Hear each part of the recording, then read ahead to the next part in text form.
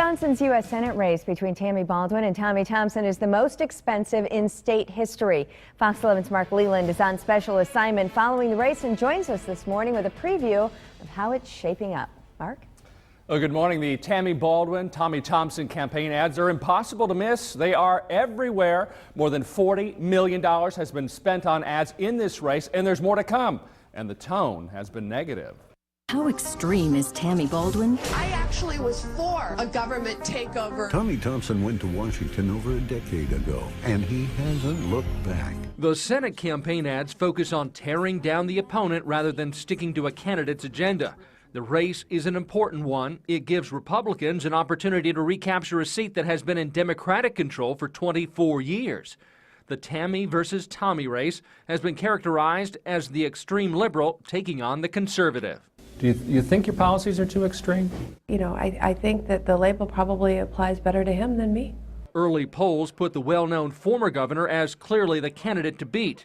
But after the heavy run of political ads, the race is now just about dead even. So is that frustrating for you at this point? Of course it's frustrating with me, but the truth of The bulk of the negative campaign ads have been funded by outside groups, spending more than $25 million of the total $40 million in this race, with more on the way.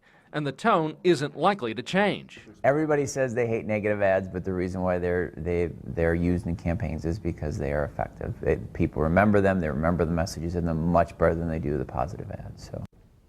Wisconsin's Senate race is important nationally because Republicans need to flip just 4 seats to win control of the U.S. Senate, something that is definitely possible.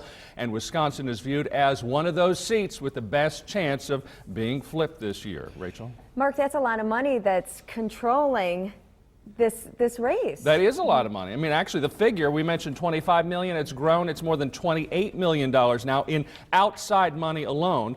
And according to the Federal Election Commission, only the Senate race in Virginia has received more outside money, nearly $32 million there. Once again, that race also in Virginia is one where the incumbent is not seeking re-election. You talked about the negative tone of the race, too. What do the candidates say about that? Well, I talked to Tammy Baldwin first. She told me that she knew there would be name-calling, certainly in this race. Tommy Thompson says that Baldwin actually started the negative ads, but they did seem to help Baldwin. She started out the media blitz first, behind those when she was behind in double digits in the polls.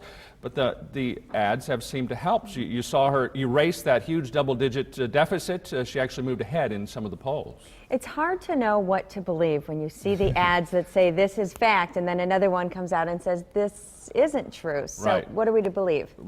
You really have to do your homework and study hard. I sat down with both candidates to ask them about the accusations made against them in those ads and also to get their stance on the key issues. We're going to hear what they have to say about the negative ads and the issues like Medicare, taxes, and health care. That's all coming up tonight in our On Special Assignment report at 9. Yeah, it'll be a good time to watch that. 1 week to go until Election Day. It's getting close. Yep. Thanks, Mark. Sure. Again, we'll watch for Mark's full report tonight at 9. And good day, Wisconsin.